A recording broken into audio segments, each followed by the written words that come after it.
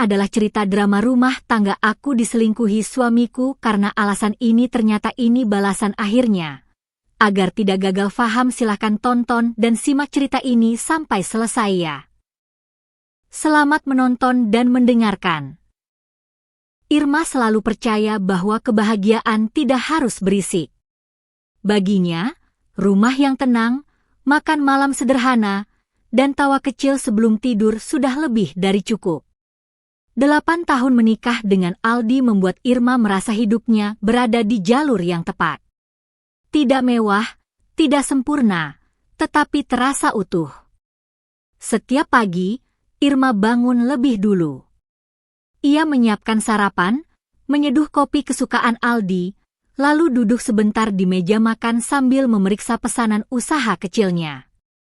Dari dapur, ia bisa mendengar suara langkah Aldi bersiap berangkat kerja. Rutinitas itu tak pernah berubah, dan Irma menyukainya. Aldi adalah suami yang dikenal pekerja keras.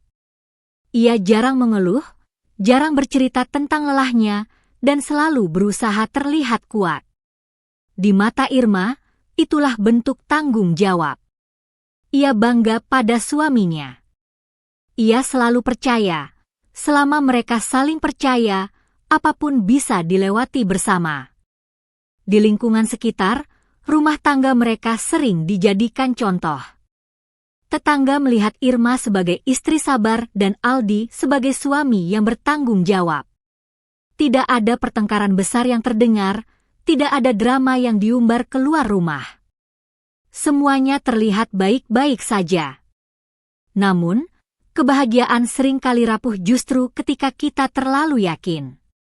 Beberapa bulan terakhir, Irma mulai merasakan sesuatu yang berbeda, meski ia tak bisa langsung memberi nama pada perasaan itu. Aldi masih pulang ke rumah, masih makan bersama, masih tidur di sisi yang sama.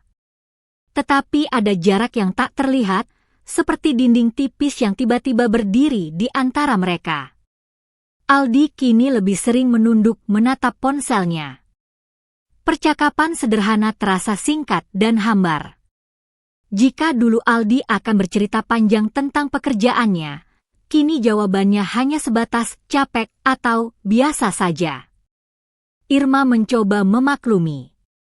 Ia tahu dunia kerja tidak selalu ramah.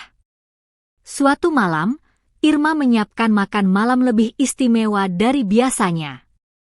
Ia berharap bisa mengembalikan kehangatan yang terasa memudar. Namun Aldi pulang lebih larut dari biasanya. Saat duduk di meja makan, wajahnya lelah dan pikirannya entah berada di mana. "Kamu nggak apa-apa?" tanya Irma pelan. Aldi tersenyum tipis. "Cuma capek." Jawaban yang sama. Lagi. Irma memilih diam. Ia tidak ingin menjadi istri yang menuntut.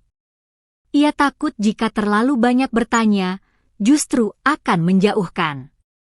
Dalam hatinya, ia meyakinkan diri, ini hanya fase, bukan masalah.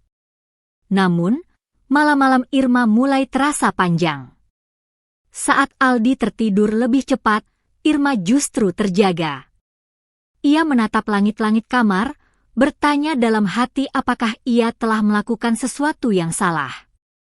Apakah ia kurang perhatian? Kurang mendukung? Atau justru terlalu sibuk dengan usahanya sendiri? Irma adalah perempuan yang terbiasa menyalahkan dirinya lebih dulu sebelum orang lain. Suatu pagi, tanpa sengaja Irma melihat Aldi terburu-buru menyimpan ponselnya saat ia masuk ke kamar. Gerakan kecil itu menusuk perasaan Irma, meski ia berusaha menepisnya. Ia tersenyum, berpura-pura tidak melihat apapun. Lagi-lagi, ia memilih percaya. Karena bagi Irma, pernikahan bukan soal mencurigai, melainkan mempercayai bahkan ketika hati mulai ragu. Hari-hari berjalan seperti biasa, tetapi rasa aman itu perlahan retak. Bukan oleh pertengkaran, melainkan oleh keheningan yang terlalu panjang. Irma merindukan Aldi yang dulu, Aldi yang menatapnya penuh cerita, bukan Aldi yang hadir secara fisik namun jauh secara emosi. Pada suatu sore, Irma berdiri di depan jendela, menatap halaman rumah yang pernah ia impikan sebagai tempat menua bersama. Angin berembus pelan.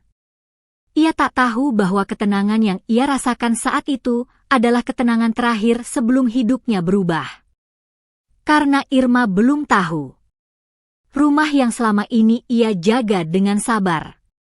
Kepercayaan yang ia rawat dengan sepenuh hati akan diuji oleh sebuah pengkhianatan yang datang dari orang yang paling ia percayai. Dan semua itu baru saja dimulai. Irma mulai menyadari bahwa jarak tidak selalu tercipta oleh pertengkaran. Kadang, jarak justru tumbuh dari hal-hal kecil yang diabaikan terlalu lama. Dari pesan yang tak lagi dibalas cepat, dari tatapan yang mulai menghindar, dari tawa yang terasa dipaksakan. Aldi masih pulang ke rumah. Masih duduk di ruang keluarga. Masih menyapa Irma. Namun kehadirannya seperti bayangan, ada, tapi tak bisa disentuh. Pulang kerja kini selalu lewat jam makan malam. Jika Irma bertanya, Aldi akan menjawab singkat bahwa pekerjaannya sedang banyak. Irma mengangguk, meski hatinya tidak sepenuhnya percaya. Ia mengenal suaminya.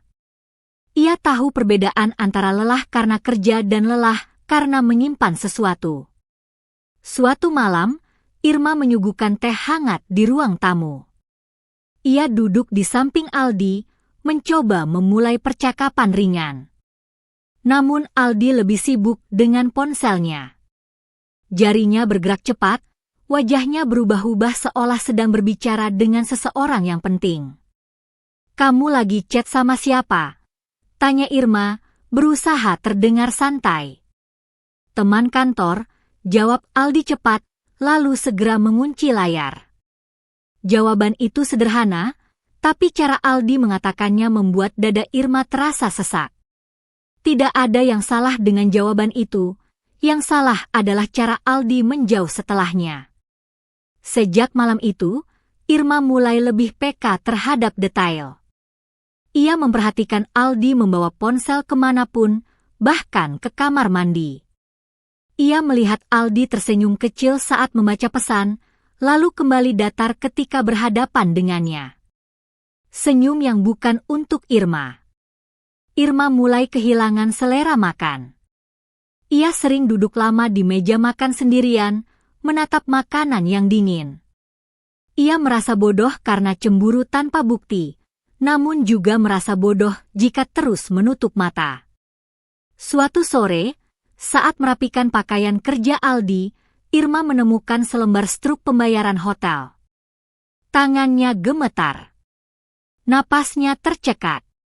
Nama kota itu tidak pernah disebut Aldi sebagai tujuan dinas. Saat Aldi pulang, Irma memberanikan diri bertanya, "Mas, ini apa?"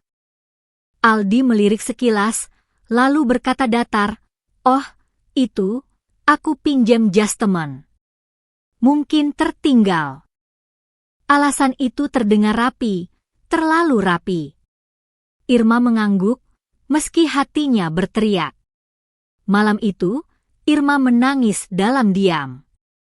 Ia tidak ingin Aldi melihat air matanya. Ia takut jika ia bertanya terlalu jauh, jawabannya akan menghancurkan. Hari demi hari, kecurigaan Irma semakin kuat. Aldi mulai sering keluar rumah di akhir pekan dengan alasan lembur. Padahal dulu, akhir pekan adalah waktu mereka. Waktu sederhana untuk membersihkan rumah, menonton televisi, atau sekadar duduk berdua tanpa bicara. Irma mencoba berbicara dari hati ke hati. "Kita kenapa, Mas?" tanyanya suatu malam. Suaranya bergetar, tapi ia berusaha tenang. Aldi terdiam lama. Lalu menjawab, "Kamu terlalu sensitif." Kata-kata itu menusuk lebih tajam dari dugaan Irma. Ia merasa perasaannya dikecilkan, seolah kegelisahannya tidak beralasan. Sejak saat itu, Irma berhenti bertanya. Ia memilih menyimpan semuanya sendiri. Namun hati manusia tidak bisa terus dipaksa diam. Pada suatu siang, tanpa sengaja Irma melihat nama seorang perempuan muncul di layar ponsel Aldi. Pesan itu hanya sekilas, namun cukup untuk membuat dunia Irma berhenti berputar. Aldi cepat-cepat menutup layar, berpura-pura tidak terjadi apa-apa. Irma tidak mengejar, tidak menuduh. Ia hanya tersenyum tipis. Senyum yang dipelajari dari luka. Malam itu, Irma duduk di kamar, memeluk lututnya sendiri. Ia sadar, sesuatu yang ia takuti sedang tumbuh di dalam rumahnya sendiri. Dan rasa takut itu bukan lagi tentang kehilangan Aldi, melainkan tentang kehilangan dirinya sendiri jika terus berpura-pura baik-baik saja. Irma tidak pernah membayangkan bahwa suatu hari ia akan berharap kecurigaannya salah. Bahwa semua kegelisahan, tanda-tanda kecil, dan malam-malam panjang itu hanyalah buah dari pikirannya sendiri. Namun hari itu, harapan tersebut runtuh dengan cara yang paling sunyi, tanpa teriakan, tanpa drama, hanya kenyataan yang berdiri telanjang di hadapannya. Siang itu, Irma berniat mengantar pesanan ke luar kota. Ia berangkat lebih awal, berharap pekerjaannya bisa selesai cepat. Namun di tengah perjalanan, hujan turun deras. Ia memutuskan menepi di sebuah kafe kecil yang tak jauh dari jalan utama. Tempat itu tidak istimewa, kafe sederhana dengan jendela besar dan suasana tenang. Irma memesan minuman hangat, lalu duduk di dekat jendela. Saat itulah matanya menangkap sosok yang sangat ia kenal. Aldi. Irma membeku. Ia yakin Aldi seharusnya berada di kantor hari itu. Namun yang ia lihat bukan halusinasi. Aldi duduk di sudut kafe, mengenakan kemeja rapi, wajahnya terlihat jauh lebih santai dibandingkan saat di rumah. Dan ia tidak sendirian. Di hadapan Aldi duduk seorang perempuan. Wajahnya biasa saja, tidak mencolok. Namun cara perempuan itu tertawa, cara Aldi mencondongkan tubuhnya ke arah perempuan itu, semuanya terasa salah. Terlalu akrab. Terlalu dekat. Irma menahan napas. Tangannya gemetar memegang cangkir. Dunia di sekelilingnya terasa menjauh, seolah suara hujan dan obrolan pengunjung lain menghilang. Yang tersisa hanya satu pemandangan, suaminya, dengan perempuan lain, tersenyum dengan cara yang sudah lama tidak Irma terima. Tidak ada sentuhan yang melampaui batas. Tidak ada hal vulgar. Namun Irma tahu, pengkhianatan tidak selalu membutuhkan bukti yang kasar. Kadang, cukup dengan perasaan yang dialihkan. Irma tidak mendekat. Ia tidak membuat keributan. Ia hanya bangkit perlahan, melangkah keluar dari kafe dengan dada yang terasa sesak.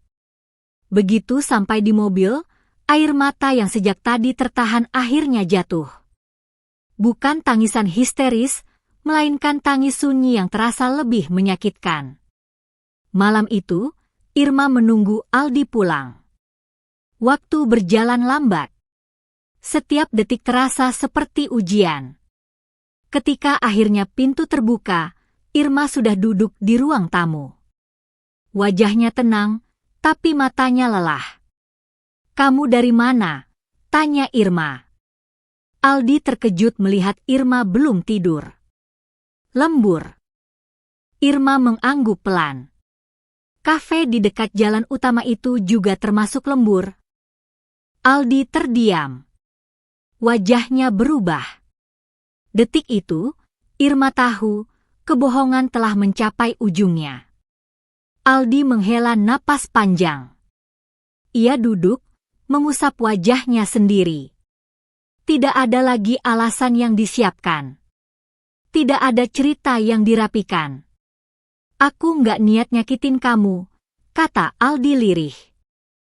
Kalimat itu menghantam Irma lebih keras daripada pengakuan apapun.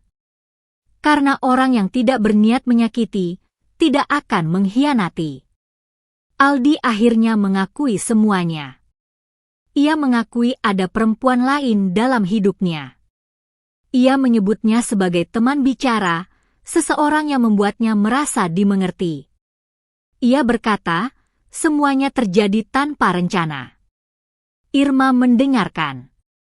Ia tidak berteriak, tidak memukul, tidak menangis lagi. Ia hanya merasa kosong.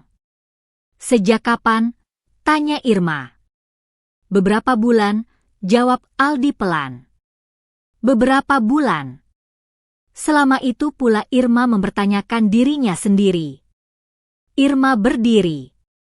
Kakinya terasa lemah, tapi suaranya tegas.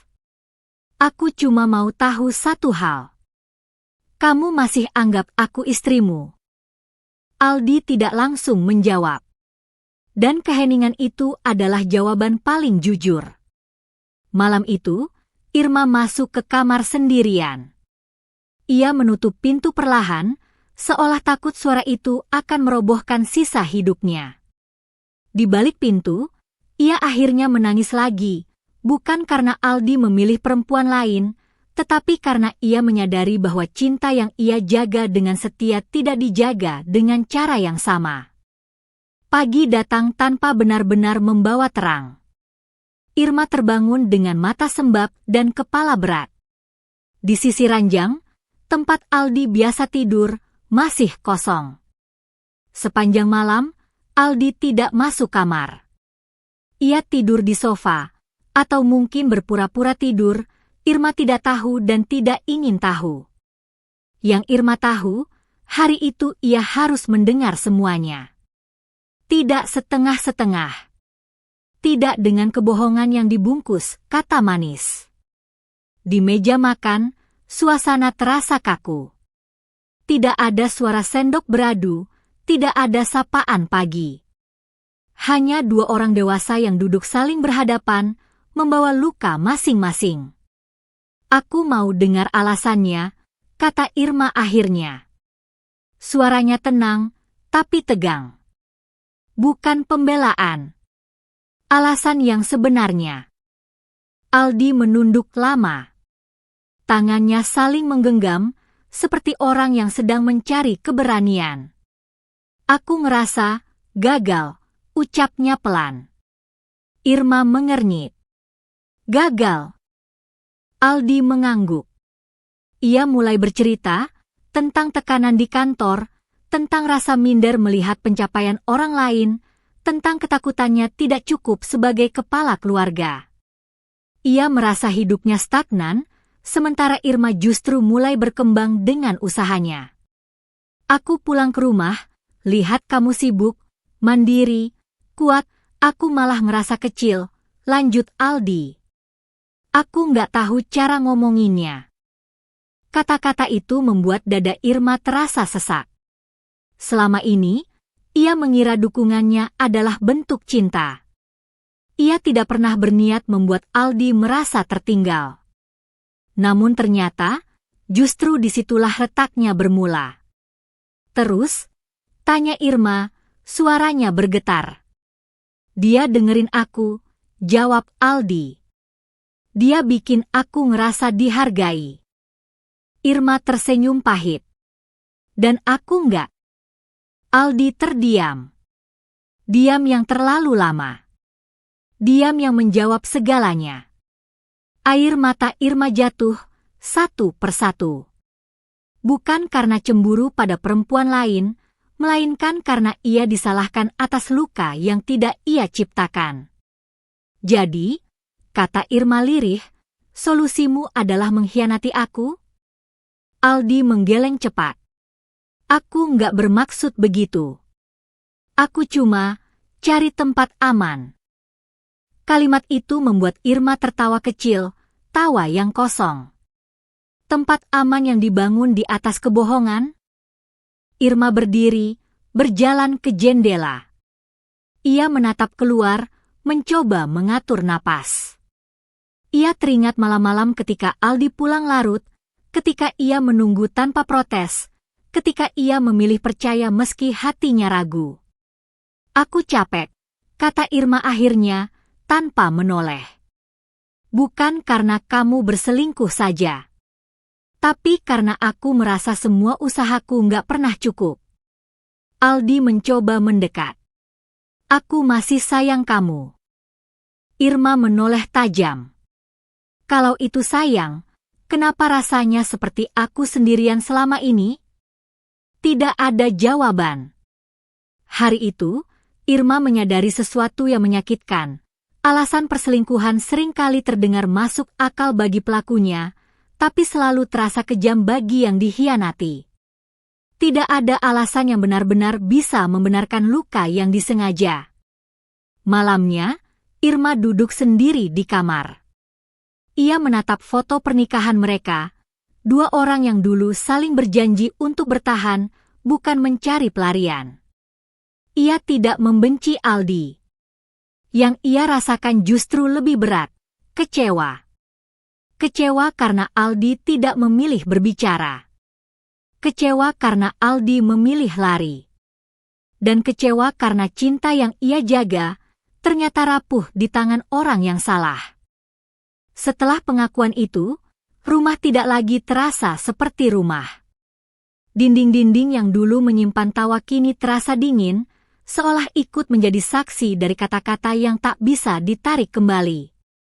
Irma dan Aldi masih tinggal di atap yang sama, tetapi hidup di dunia yang berbeda. Irma menjalani hari-harinya dengan wajah yang terlihat baik-baik saja. Ia tetap bangun pagi, menyiapkan keperluan, menjalankan usahanya. Namun di dalam dirinya, ada pergulatan yang tak pernah berhenti. Setiap langkah terasa berat karena ia tahu, cepat atau lambat, ia harus memilih. Keluarga Irma mulai menyadari ada yang berubah. Ibunya bertanya dengan hati-hati, mencoba membaca sorot mata Irma yang kini lebih sering kosong. Awalnya Irma menghindar. Ia belum siap menceritakan apapun. Ia takut jika orang lain ikut campur, keputusannya akan semakin kabur. Namun suatu sore, Irma akhirnya bercerita. Tidak dengan tangis berlebihan, tidak dengan amarah. Ia menceritakan semuanya seperti orang yang sudah terlalu lelah untuk marah. Ibunya terdiam lama. Rumah tangga itu tentang bertahan, katanya pelan. Tapi bertahan juga nggak boleh menghilangkan dirimu sendiri. Kalimat itu menancap di hati Irma. Aldi, di sisi lain, mulai menunjukkan penyesalan. Ia lebih sering berada di rumah. Ia mencoba bersikap perhatian, seolah ingin memperbaiki sesuatu yang sudah retak. Namun bagi Irma, usaha itu terasa terlambat dan canggung. Seperti orang yang baru sadar akan kehilangan setelah semuanya hampir habis. Suatu malam, Aldi duduk di hadapan Irma. "Aku mau berubah," katanya. "Kasih aku waktu." Irma menatap suaminya lama. Wajah itu masih wajah yang sama. Namun perasaannya tidak lagi sama. "Aku nggak tahu bisa atau enggaknya," jawab Irma jujur. "Karena yang rusak bukan cuma kepercayaan, tapi caraku melihat kamu." Jawaban itu membuat Aldi terdiam. Untuk pertama kalinya, ia menyadari bahwa penyesalan tidak selalu berarti kesempatan kedua. Irma mulai menulis. Ia menuliskan semua yang ia rasakan, takut, marah, rindu, kecewa. Tulisan itu bukan untuk siapa-siapa. Itu caranya bertahan agar tidak kehilangan dirinya sendiri. Dari tulisan-tulisan itulah Irma mulai melihat satu hal yang selama ini ia abaikan. Ia telah terlalu lama mengalah, sampai lupa menanyakan apa yang ia butuhkan. Hari demi hari, Irma mulai membangun jarak. Bukan untuk menghukum Aldi, melainkan untuk mendengar suara hatinya sendiri. Ia berhenti menjelaskan kemana ia pergi. Ia berhenti menunggu Aldi pulang. Ia berhenti berharap. Dan di keheningan itulah, keputusan itu perlahan terbentuk. Irma tidak ingin membalas dengan luka. Ia tidak ingin hidup dalam dendam. Ia hanya ingin hidup dengan jujur pada dirinya sendiri. Ia menyadari, bertahan tanpa kepercayaan hanyalah memperpanjang penderitaan. Suatu pagi, Irma berkata pada Aldi, "Aku butuh waktu untuk sendiri." Bukan permintaan, melainkan pernyataan. Aldi mencoba membantah, mencoba menahan. Namun Irma sudah terlalu tenang untuk digoyahkan. Keputusan itu memang menyakitkan, tetapi terasa benar. Irma pindah ke rumah kecil yang dulu hanya ia sewa sebagai gudang usaha. Tempat itu sederhana, bahkan jauh dari kata nyaman. Namun untuk pertama kalinya setelah sekian lama, Irma bisa bernapas tanpa rasa was-was. Tidak ada pertanyaan, tidak ada penjelasan, tidak ada tatapan yang membuatnya merasa bersalah atas luka yang bukan ia ciptakan. Hari-hari pertama terasa sunyi. Malam datang lebih cepat, dan pagi terasa lebih sepi. Namun kesunyian itu justru memberi ruang bagi Irma untuk mendengar dirinya sendiri. Ia mulai mengatur ulang hidupnya, bukan untuk membuktikan apapun, melainkan untuk bertahan. Irma menenggelamkan dirinya dalam pekerjaan. Usaha kecil yang dulu hanya ia jalankan sambil lalu, kini menjadi pusat perhatiannya. Ia belajar lebih serius, mengikuti pelatihan daring, mencatat setiap pemasukan dan pengeluaran dengan teliti. Setiap kemajuan kecil terasa seperti kemenangan yang layak dirayakan dalam diam. Sementara itu, Aldi mulai merasakan kekosongan yang selama ini ia abaikan. Rumah terasa terlalu besar tanpa kehadiran Irma. Tidak ada lagi pesan pengingat, tidak ada lagi suara yang menyambutnya pulang. Ia mencoba menghubungi Irma, namun jawabannya singkat dan berjarak. Perempuan yang selama ini menjadi pelariannya mulai menunjukkan sisi yang berbeda. Tuntutan muncul. Permintaan bertambah. Aldi menyadari bahwa hubungan itu tidak pernah benar-benar tentang pengertian, melainkan tentang kebutuhan sesaat. Irma, di sisi lain, mulai menemukan kembali dirinya. Ia bertemu orang-orang baru, bukan untuk menggantikan siapapun, tetapi untuk memperluas dunianya. Ia tertawa tanpa merasa bersalah. Ia tidur tanpa rasa cemas. Dan perlahan, luka yang dulu terasa menganga mulai menutup. Suatu hari, usaha Irma mendapat kesempatan besar, kerjasama yang tak pernah ia bayangkan sebelumnya. Ia hampir tidak percaya ketika kontrak itu ditandatangani. Bukan karena nilainya semata, tetapi karena ia tahu, keberhasilan itu lahir dari keteguhannya, bukan dari siapapun yang meninggalkannya. Berita itu sampai ke telinga Aldi. Ia bangga, namun juga tersentak. Ia menyadari bahwa Irma berkembang justru saat ia tidak lagi berada di sisinya. Kesadaran itu terasa pahit. Aldi mulai kehilangan keseimbangan. Pekerjaannya terganggu. Fokusnya menurun. Hubungan yang ia banggakan kini berubah menjadi beban. Ia mulai menyesal, bukan hanya karena kehilangan Irma, tetapi karena kehilangan versi dirinya yang dulu ia miliki saat masih dicintai dengan tulus. Irma berdiri di depan cermin suatu pagi. Ia menatap dirinya sendiri, bukan lagi perempuan yang bertanya-tanya apa yang salah dengan dirinya, melainkan perempuan yang tahu bahwa ia pantas untuk utuh. Senyum kecil terbit di wajahnya. Irma tidak pernah berniat melihat Aldi jatuh. Ia bahkan tidak pernah berharap hidup mantan suaminya menjadi buruk.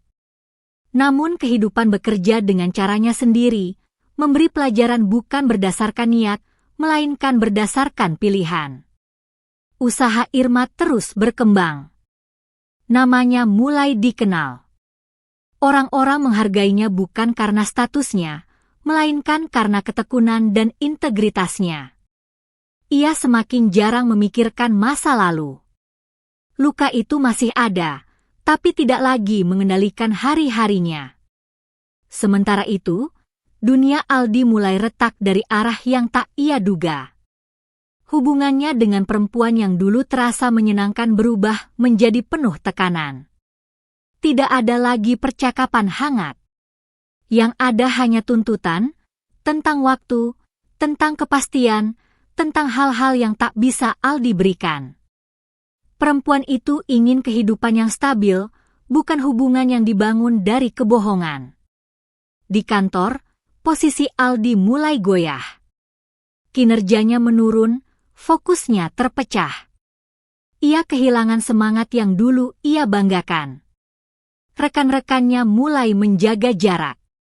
Atasan mulai mencatat kesalahannya. Suatu malam, Aldi duduk sendiri di rumah yang terasa terlalu sunyi.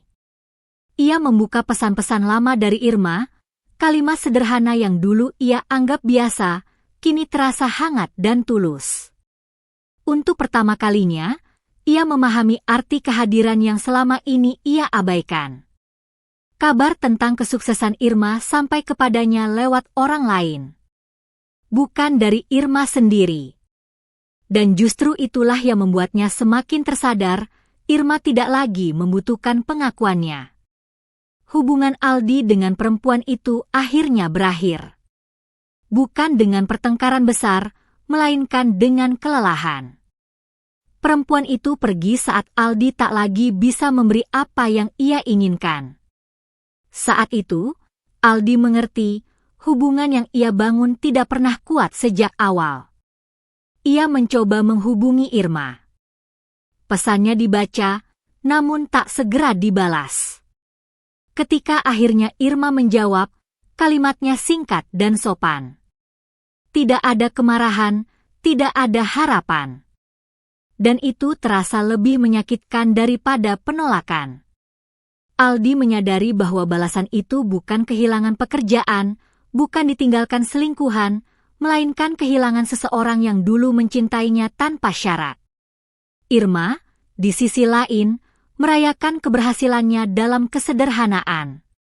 Tidak ada pesta besar. Hanya secangkir teh hangat dan senyum tenang. Ia tahu, kemenangan sejatinya bukan tentang melihat Aldi menyesal, melainkan tentang tidak lagi terikat pada masa lalu. Hujan turun sejak sore, membasahi jalanan dan membawa aroma tanah basah yang menenangkan. Irma baru saja menutup pintu kantornya ketika ponselnya bergetar. Nama Aldi muncul di layar. Ia menatapnya lama, ragu. Sudah lama sekali ia tidak menerima panggilan langsung darinya. Irma akhirnya mengangkat. Aku cuma mau ketemu. Suara Aldi terdengar lelah. Sekali saja. Irma terdiam. Ada bagian dalam dirinya yang masih mengenali suara itu. Namun ada juga bagian lain yang telah belajar menjaga jarak. Setelah beberapa detik, ia mengangguk pelan, meski Aldi tak bisa melihatnya. Mereka bertemu di tempat yang netral, kedai kopi kecil yang dulu pernah mereka datangi bersama. Tidak ada kenangan manis yang ingin dihidupkan kembali. Hanya ruang yang cukup untuk sebuah percakapan yang tertunda terlalu lama. Aldi datang lebih dulu. Wajahnya terlihat lebih kurus, matanya sayu. Saat Irma masuk, Aldi berdiri gugup, seolah tidak tahu harus bersikap bagaimana. Kamu kelihatan baik, katanya. Irma tersenyum tipis. Aku baik. Dan itu benar. Aldi menunduk. Ia menarik napas panjang, lalu mulai bicara. Tentang kesalahannya. Tentang keputusannya yang salah. Tentang bagaimana semuanya runtuh satu persatu setelah Irma pergi. Tidak ada pembenaran kali ini. Hanya pengakuan. Aku salah, katanya akhirnya. Aku kehilangan kamu karena aku sendiri. Irma mendengarkan dengan tenang. Tidak ada lagi gelombang emosi yang dulu sering datang tiba-tiba. Ia merasa seperti orang asing yang mendengar kisah hidup orang lain. Aku mau kita mulai lagi, lanjut Aldi. Aku janji, aku berubah. Irma menatapnya lama. Ada waktu ketika kalimat itu akan membuatnya runtuh. Namun kini, hatinya terasa berbeda. Kamu tahu kenapa aku bisa berdiri di sini dengan tenang? Tanya Irma pelan. Karena aku sudah melewati hari-hari terberatku tanpa kamu. Kalimat itu membuat Aldi terdiam. Irma melanjutkan, aku memaafkan kamu. Tapi aku nggak bisa kembali. Air mata akhirnya jatuh dari mata Aldi. Ia menunduk, bahunya bergetar. Untuk pertama kalinya, ia benar-benar memahami arti kehilangan. Aku terlambat, ya? Tanyanya lirih. Irma mengangguk. Bukan terlambat mencintaiku, tapi terlambat menghargai. Mereka berpisah tanpa pertengkaran, tanpa janji. Hanya dengan kejujuran yang akhirnya datang, meski sudah tidak lagi mengubah apapun. Irma melangkah keluar dari kedai dengan dada ringan. Hujan masih turun, tapi langkahnya mantap. Ia tidak merasa menang. Ia hanya merasa selesai. Setelah pertemuan itu, Irma tidak langsung merasa lega. Ada malam-malam sunyi ketika kenangan datang tanpa diundang. Namun bedanya, kenangan itu tidak lagi melukai. Ia hadir seperti bayangan, diakui, lalu dilepaskan. Irma mulai menyadari bahwa memaafkan bukan berarti melupakan, dan melupakan bukan berarti kembali. Ia telah memaafkan Aldi sebagai manusia yang pernah ia cintai, tetapi ia memilih untuk tidak mengulang cerita yang sama. Suatu pagi, Irma duduk sendirian di ruang kerjanya. Cahaya matahari masuk melalui jendela, jatuh tepat di meja tempat ia menandatangani sebuah dokumen penting. Dokumen itu bukan tentang bisnis, melainkan tentang hidupnya sendiri, penyelesaian yang selama ini ia tunda. Tangannya tidak gemetar. Hatinya pun tidak ragu. Keputusan itu bukan hasil kemarahan sesaat, melainkan hasil dari perjalanan panjang, dari percaya, terluka, bangkit, hingga akhirnya berdiri utuh. Irma tahu, jika ia kembali, ia akan selalu bertanya-tanya. Dan hidup dengan keraguan bukanlah kehidupan yang ia inginkan. Ia bertemu Aldi sekali lagi, kali ini untuk menyelesaikan semuanya secara dewasa. Tidak ada perdebatan panjang. Tidak ada air mata. Hanya dua orang yang mengakui bahwa jalan mereka sudah berbeda. Aku harap kamu bahagia, kata Irma tulus. Aldi mengangguk. Ia tidak lagi mencoba menahan. Ia tahu, cinta yang dipaksa hanya akan melukai dua pihak. Irma melangkah keluar dengan perasaan yang sulit dijelaskan. Bukan sedih, bukan senang, melainkan damai. Ia tahu, damai adalah hadiah termahal setelah badai panjang. Waktu berjalan tanpa menunggu siapapun.